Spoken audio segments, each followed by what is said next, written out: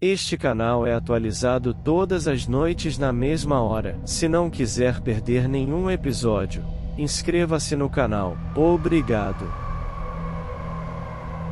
Deixe-me começar enfatizando que não apoio de forma alguma o que eu e meus amigos fizemos naquela noite específica.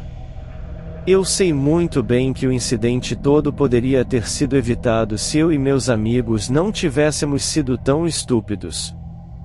Também cometi um grande erro.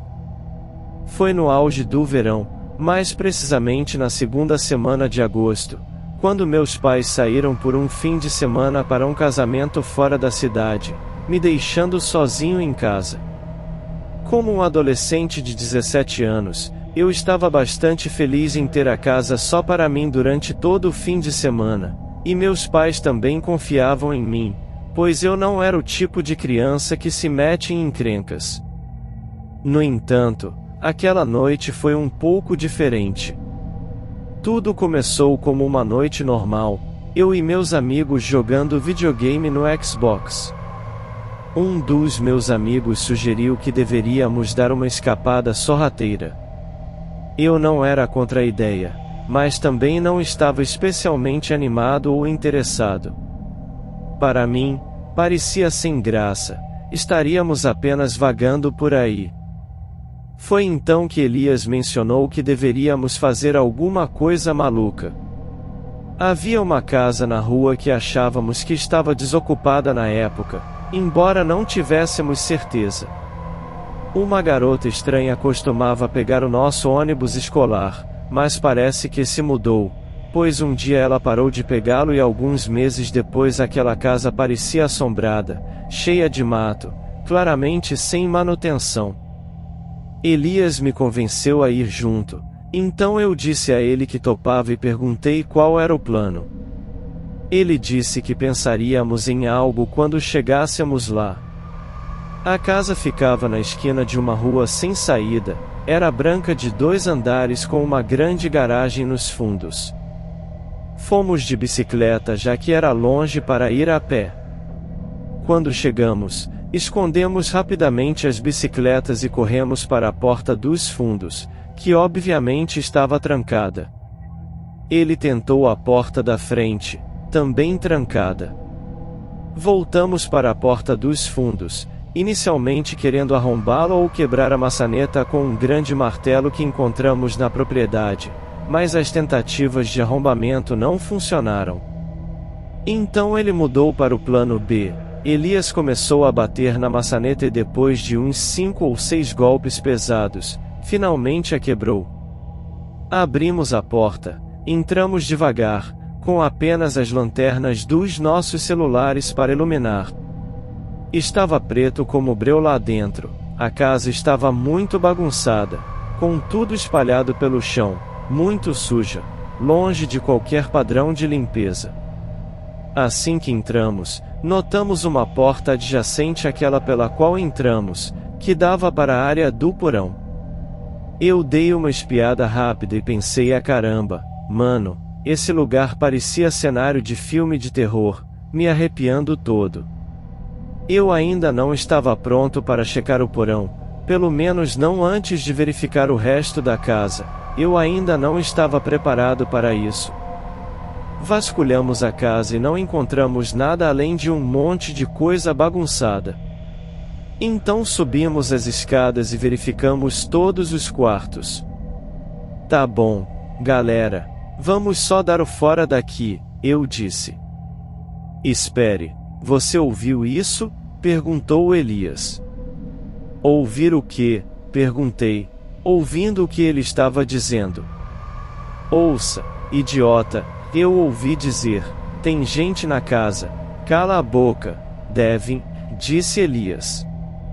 Cara, tem alguém aqui, fica quieto. Eu fiquei paralisado de medo quando ouvi o que ele estava dizendo, arrepiando todo. Sentamos e escutamos por um tempo. O barulho continuava. Parecia alguém remexendo uma pilha de caixas ou gavetas ou algo assim. Então, a coisa mais assustadora aconteceu. Ouvimos o som de alguém subindo as escadas. Cara, Vamos dar o fora daqui, eu disse. Ele correu para um dos quartos, eu e os outros nos escondemos no armário. No entanto, comecei a abrir a janela, fazendo muito barulho, mas eu realmente não me importava. A única coisa que eu me preocupava era sair daquela casa o mais rápido possível. Ei, mano, o que você tá fazendo? Não saia. O que houve? Vem, mano, eu disse. Foi quando pulei pela janela, caindo na sacada, tentando descer o mais cuidadosamente possível. Minhas pernas se machucaram bastante, mas eu caí melhor do que esperava. Elias começou a gritar me chamando para esperá-lo, então esperei. Rápido, cara, você não tem muito tempo, eu disse. Foi quando corri para trás de uma árvore. Logo depois, Elias pulou, ele caiu pior do que eu esperava, então se machucou mais. Felizmente, ele ainda conseguiu mancar e rastejar até a árvore para descansar. Cara, temos que dar realmente o fora daqui, eu disse. Desculpe, o que você tá fazendo? Não saia. O que houve? Vem, mano, eu disse. Temos que ir, com certeza.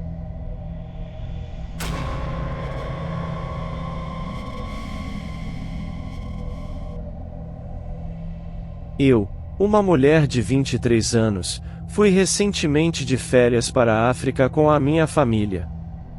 Nós ficamos 2 noites num acampamento no deserto do Saara. Na primeira noite, eu e a minha irmã estávamos a discutir brincar com os rapazes que trabalhavam lá, que deviam ter entre 20 e 35 anos.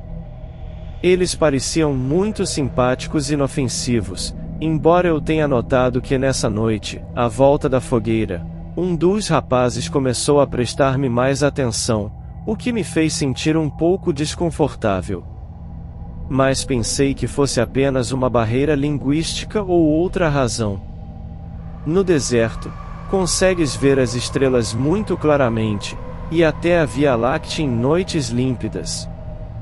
Mas tens de esperar pela lua se pôr, por volta das 2 da manhã. Aqui, estávamos em tendas de luxo com camas, luzes, sanita e duche. As portas das tendas também tinham fechadura, por isso não era propriamente campismo. Imagino que fosse normal para eles baterem à porta, ver se estávamos acordados e se queríamos sair para ver as estrelas. Eu partilhava a tenda com a minha irmã, e os meus pais estavam numa tenda separada. Na primeira noite, por volta da meia-noite, disse à minha irmã que estava muito cansada e não queria sair porque já estava quase a adormecer, por isso ela saiu sozinha para ver as estrelas. Não tranquei a porta porque não queria que ela ficasse trancada fora se eu adormecesse rapidamente. Cerca de 1 hora depois, estava a dormir quando de repente acordei e vi uma cabeça espreitar pela porta da tenda. Pensei que fosse a minha irmã, por isso perguntei-lhe zangado o que estava a fazer, porque o modo como ela estava ali parecia estranho. Comecei a ficar mais desperta e apercebi-me de que era o rapaz da fogueira da noite anterior, e ele estava a espiar o quarto onde eu estava a dormir. Agora sei que pode ter sido um simples mal-entendido, mas senti que a minha privacidade tinha sido completamente violada, especialmente porque estávamos no território deles, no meio do deserto. A sério, não estou a brincar. Tínhamos de apanhar um caminhão durante 30 minutos para chegar às dunas. Na altura senti-me paralisada ou em modo de fuga. Ele basicamente acordou-me com um ataque de pânico, e comecei a sentir-me extremamente tensa e ansiosa.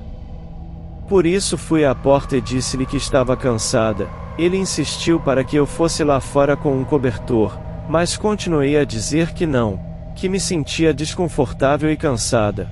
O que era a verdade. Nesse momento, não sabia onde estava a minha irmã, nem onde estava a minha família. Senti-me desorientada. A única coisa que sabia era que este homem estava à minha frente, e que me tinha estado a observar enquanto eu dormia. Não sei quanto tempo ele lá esteve, pode ter sido 1 segundo, podem ter sido 2 minutos, mas de qualquer forma senti-me realmente chocada. Disse-lhe que não novamente, disse-lhe que iria ver as estrelas na noite seguinte, ele disse que não estaria no acampamento nessa noite, por isso queria ir nessa noite, mas não cedi. Quando percebeu que eu não iria sair, pediu-me o meu número de telefone, eu disse que não, que tinha namorado, na verdade não tinha, mas parecia a única maneira deste homem respeitar que eu não estava interessada, ao saber que havia outro homem na minha vida. Depois de dizer isto, perguntou-me o nome, e eu disse-lhe. Depois disse boa noite e tranquei a porta. Desta vez fui logo à casa de banho, e fiz cocó, não é relevante, só quero demonstrar o quão assustada eu estava. Enquanto estava na casa de banho, ouvi-o voltar, a chamar o meu nome lá de fora da tenda, mas mantive-me calada, sem dizer nada. Deitei-me na cama depois de acabar na casa de banho, a tentar acalmar-me porque o meu coração batia depressa. Ouvi-o voltar novamente, a chamar o meu nome, fiquei deitada muito quieta na cama, sem dizer nada. Tentei enviar uma mensagem ao meu pai, mas ele não respondeu, e eu também não ousei sair da tenda. Finalmente a minha irmã voltou, e o meu pai veio com ela, por isso contei-lhe o que tinha acontecido. Eles ficaram confusos, acharam estranho, e pronto. Na manhã seguinte, mencionei isto novamente ao pequeno almoço, e a minha irmã e o meu pai basicamente disseram que eu estava a ser demasiado dramática, que não deveria falar mais sobre isso, e que não era grande coisa. Só a minha mãe concordou que eu achei estranho. Na segunda noite, eu e a minha irmã estávamos a conversar e a relaxar com os rapazes debaixo das estrelas. Repara que estava muito escuro, não se viam caras. Estava a ter uma conversa normal com um rapaz, não o conseguia ver, mas estava tudo bem. Passado um bocado, ele perguntou-me se me lembrava dele. Eu disse que não me lembrava porque não o conseguia ver. Ele disse para eu ligar a lanterna. Então fiz isso, e adivinha, era o mesmo tipo da minha tenda na noite anterior, especialmente porque não esperava que fosse o rapaz à minha frente, já que ele acabará de dizer que não estaria lá nessa noite. Isso fez-me acreditar que ele provavelmente tinha mudado de turno de propósito para me ver, mas não tenho a certeza, ou estava a tentar convencer-me a sair nessa noite a mentir que não estaria lá na noite seguinte, mas surpreendentemente ele portou-se bem nessa noite, respeitou os meus limites, por isso não disse nada às pessoas no acampamento. No entanto, se ele tivesse feito qualquer coisa para me fazer sentir desconfortável, eu tencionava fazê-lo na altura. Na manhã seguinte, partimos daquela área, e alguns dias depois, comecei a receber pedidos de mensagem no Instagram. Consegues acreditar que o tipo me encontrou? Eu tinha marcado todo o deserto nas fotos que publiquei, como se me estivesses a dizer que ele me encontrou com base no meu nome num local, nem sequer um local específico, mas todo o deserto. O meu nome também não é único, mas de qualquer das formas, ele enviou-me mensagem, e apesar de me assustar, também pensei, está bem, agora ele é inofensivo, talvez devesse ver o que ele disse. Ele citou diretamente, e sabes, fiquei muito feliz por encontrar a tua conta, procurei durante muito tempo. Isto é bastante assustador de se dizer a alguém, mas novamente, pode ter sido apenas uma diferença cultural, quem sabe? Não lhe respondi, e alguns dias depois ele enviou outra mensagem a olá, como estás? Mas não respondi. Portanto, fiquei curiosa sobre a vossa opinião desta situação, se acharam que eu reagi exageradamente na altura, ou se pensam que o meu instinto estava certo, e no final ele pareceu inofensivo, mas nunca se sabe.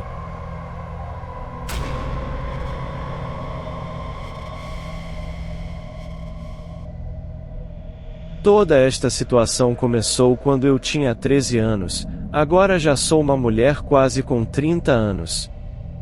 Na época foi apenas uma conversa insignificante que eu tinha totalmente esquecido até 2 anos atrás. No entanto, nos últimos 2 anos mais ou menos, aconteceram mais coisas que realmente me fizeram começar a pensar naquela breve conversa. Eu tinha por volta de 13 anos quando eu e minha mãe nos mudamos para a casa da minha avó. Meu tio já morava lá na época, e o amigo dele também morava conosco, apenas temporariamente. Eu não sabia o motivo, só sei que ele estava morando lá temporariamente. Um dia, quando o amigo estava saindo de casa, meu tio me chamou para conversar e disse que não queria que eu ficasse sozinha com o amigo dele. E que se me visse sozinha com o amigo dele, era para ligar para ele. Cerca de uma semana depois que nos mudamos, meu tio expulsou o amigo. Na época eu era jovem, não pensei muito naquela conversa, e eu tinha totalmente esquecido. Há cerca de 2 anos, meu tio faleceu de forma muito repentina e inesperada. Após sua morte, o amigo do meu tio reapareceu na vida da minha avó, e eu acho que minha avó Connie via o amigo do meu tio como um substituto para meu tio. No começo tudo parecia bem, mas depois de algumas visitas, eu comecei a me sentir estranha perto dele, e não sabia o motivo. Eu me lembrava da conversa que tive com meu tio, mas tentei ignorar, já que tinha se passado mais de 10 anos desde que conversamos, e ele agora estava casado com uma mulher simpática, então pensei que talvez as coisas tivessem mudado. Ele frequentemente fazia piadas bobas que não achei engraçadas, mas sempre inofensivas, como às vezes eu trazia um bowl de snacks porque dividia snacks com meus colegas de trabalho, e ele perguntava cadê a parte dele, coisinhas assim. Mas às vezes ele fazia piadas sobre a roupa que eu usava que me deixavam um pouco desconfortável, mas eu estava acostumada com minha família fazendo piadas parecidas, então ignorei. Coisas como para quem você está tentando causar boa impressão se vestindo assim, e tal. Na época, eu comecei a evitar interagir com ele, porque ele vinha quando talvez eu estivesse voltando do trabalho, ou ele aparecia de repente e eu não conseguia evitar. Além disso, eu já estava noiva, meu noivo morava em outro país, eu ia visitá-lo com frequência, eu realmente me apaixonei pelo lugar onde ele morava, e o custo de vida era mais baixo lá, no geral era mais seguro para nós, então estávamos tentando nos mudar para lá. Embora eu não contasse nada ao amigo do meu tio porque ele me deixava desconfortável, eu sabia que minha avó contava tudo para ele, então ele estava bem informado sobre a situação. Ele perguntava repetidamente por que eu estava me mudando, eu explicava que era porque meu noivo morava lá, eu absolutamente amava tudo sobre aquele lugar. No entanto, o amigo do meu tio sempre respondia, claro, por causa do garoto. Ele também demonstrava desgosto sobre meu noivado e mudança, mas eu sempre me escondia no meu quarto, continuamente me convencendo que eu estava exagerando, que eu era muito sensitiva. Eu também sabia que não podia dizer nada para minha avó, porque na minha família, se você não quiser ouvir comentários, você precisa se esconder. Eu não podia usar shorts na frente dos homens da família, porque se eles olhassem para mim e tivessem pensamentos impróprios, a culpa era minha. Todas essas coisinhas me deixavam desconfortável, mas eu apenas as ignorava, me escondendo no meu quarto, fazendo o melhor para evitar essas situações. Mas hoje algumas coisas aconteceram, e agora eu me sinto muito desconfortável. Eu fui trabalhar, minha colega de trabalho me disse que ontem à tarde um homem correspondendo à descrição do amigo do meu tio foi ao meu local de trabalho, mas eu já tinha saído na hora. Ele perguntou novos detalhes sobre mim, onde eu moro, até detalhes sobre minha mudança para outro país, e expressou sua opinião sobre se tornar amigo do meu tio. Eu já tinha saído naquele dia, então não ouvi nada disso, mas minha colega de trabalho é uma pessoa muito confiável. Ela não inventaria algo assim por diversão. Ela inclusive é a primeira a pegar alguém mentindo, vai confrontar a pessoa na hora. Então eu acredito que seja verdade. No entanto, ele disse que desde a morte do meu tio ele tem tentado me ver com mais frequência porque ele só se importa comigo, me vendo como sua filha. Só esta frase já me fez sentir estranha, pois eu quase não tive interação alguma com essa pessoa, e eu faria de tudo para evitar essa situação, então por que ele se sente tão próximo? Ele também começou a falar longamente sobre minha mudança para outro país, e continuava relutante em sair do assunto, continuava falando que não entendia como eu poderia me apaixonar por alguém tão distante, sugerindo que eu ficasse aqui e arrumasse um namorado. Ele também expressou desaprovação sobre minha mudança para outro país. Essa pessoa tem uma obsessão anormal por mim. Eu nunca tinha dito a ele onde eu trabalhava, mas sei que minha avó pode ter contado, mas ele irá ao meu local de trabalho me procurar, e conversar longamente com meus colegas sobre minhas escolhas e futuro, me faz sentir muito estranha. Estou ansiosa para sair desta casa, longe dele.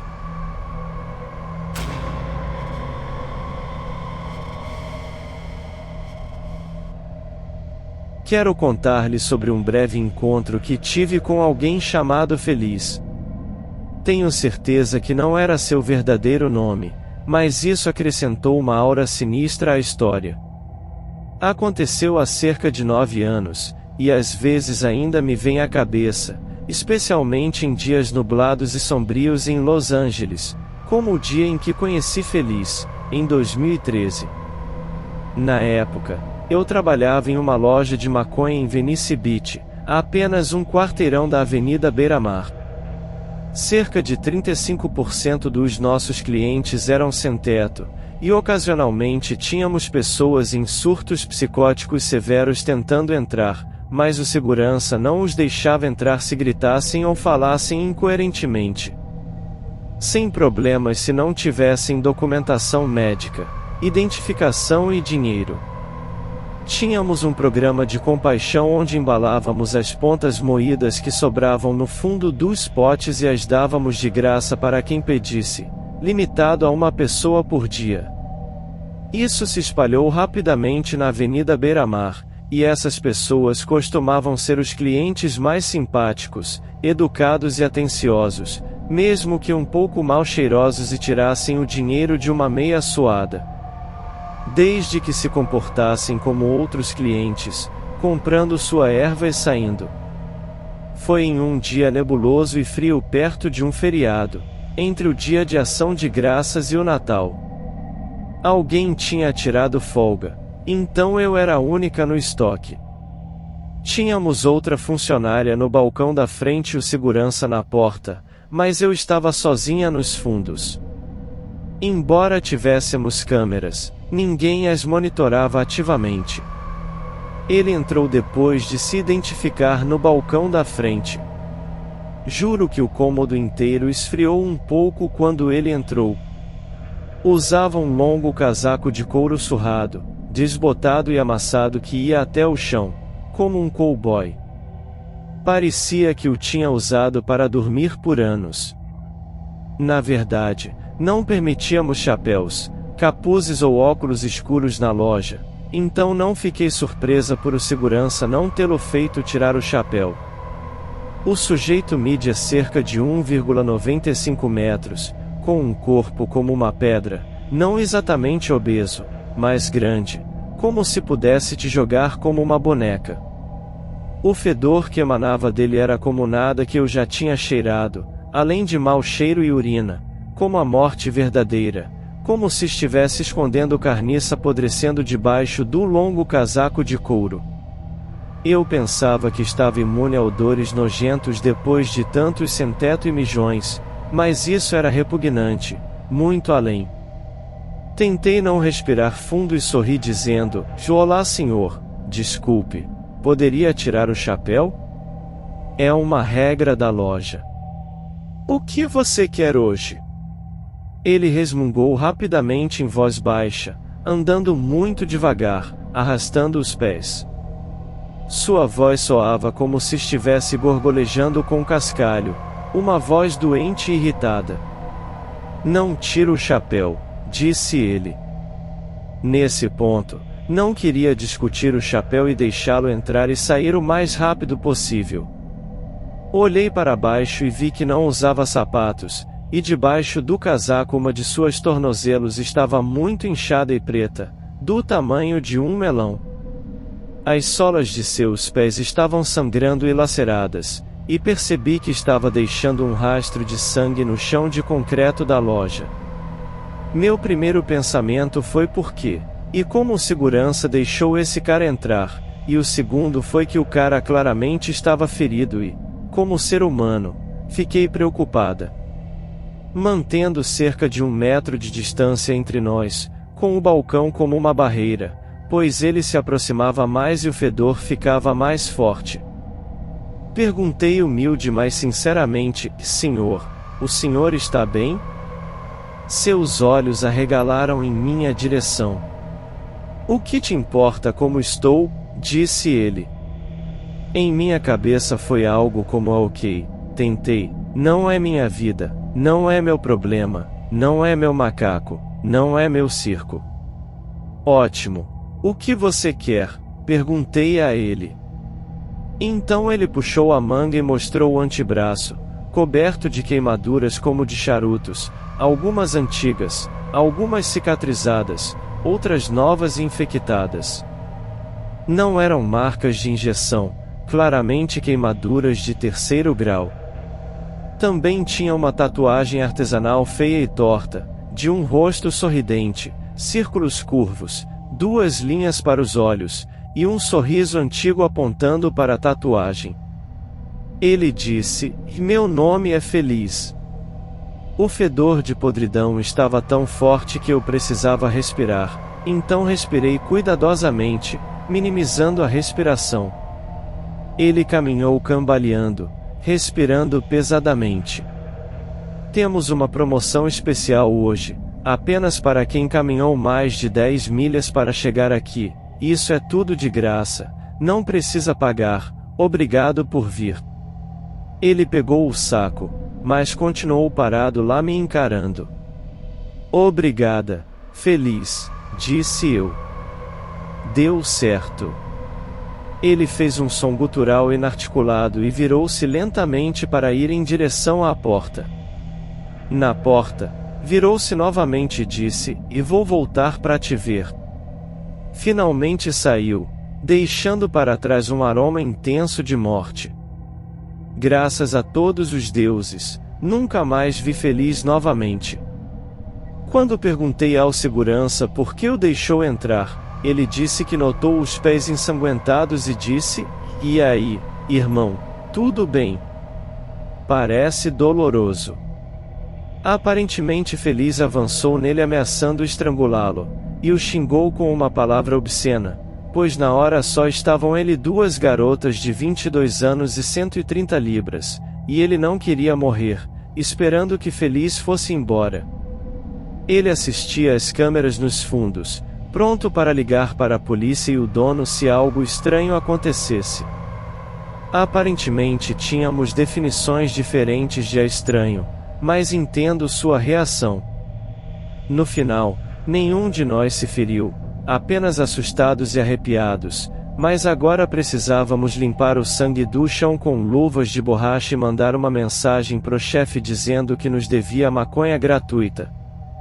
Ele concordou, e vivemos felizes para sempre.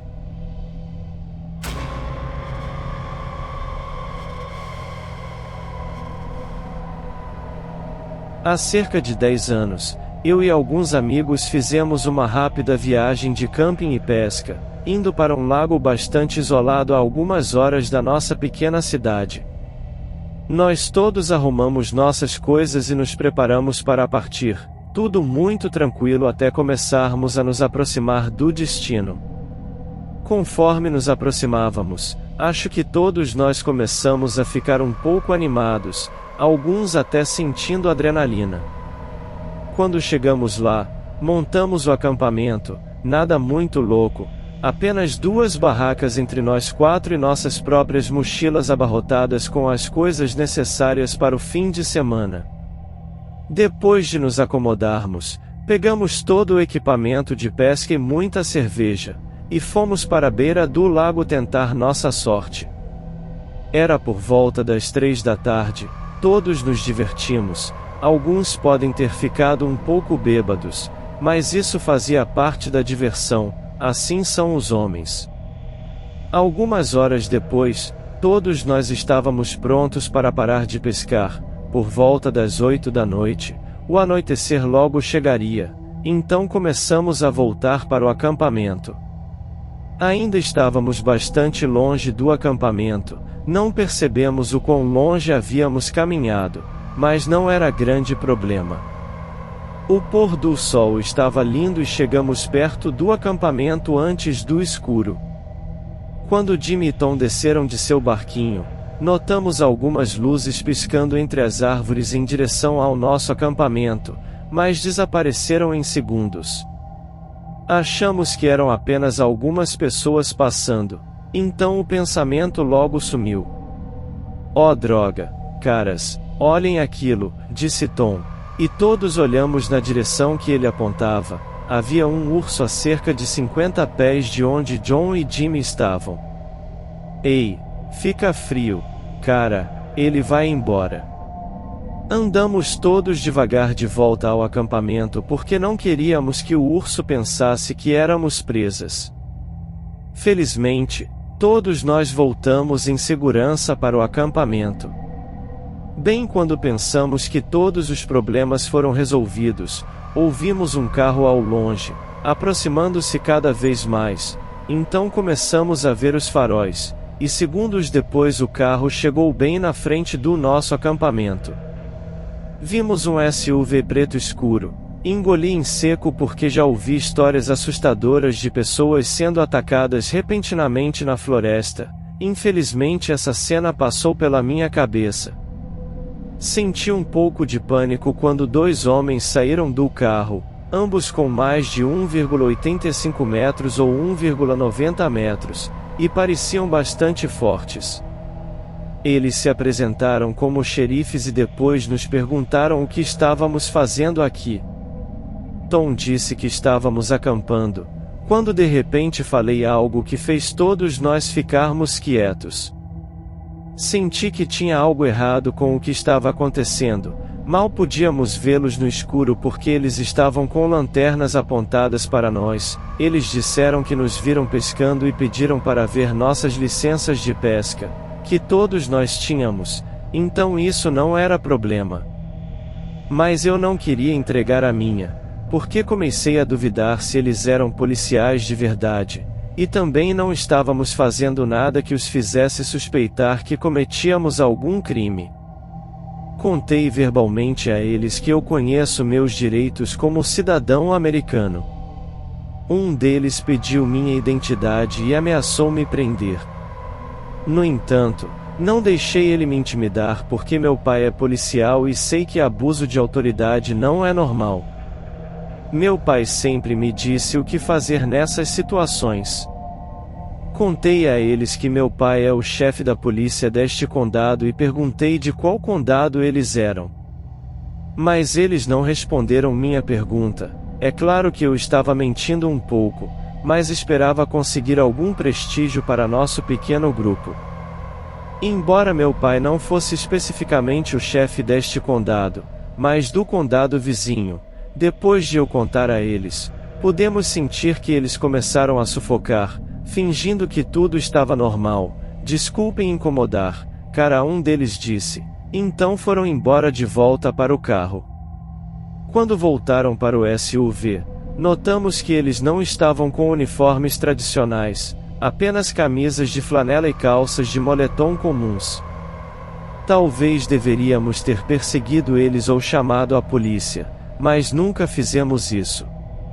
Tínhamos certeza de que eram policiais falsos. Quando voltei para casa, contei para o meu pai, mas ele não denunciou para a polícia porque nenhum de nós poderia fornecer detalhes suficientes sobre os dois homens. Não conseguia deixar de imaginar qual era o plano deles, se eles eram policiais de verdade ou não. Se não eram, eles iriam nos revistar, tirar todas as nossas armas, depois nos atacar e roubar? Se eram policiais de verdade, eles só queriam abusar da autoridade? Quem sabe, mas fiquei feliz que as coisas não pioraram.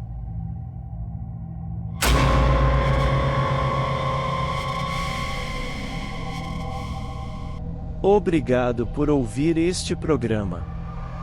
Se você gosta do meu canal, por favor se inscreva, dê um like e compartilhe com seus amigos. Até amanhã à noite.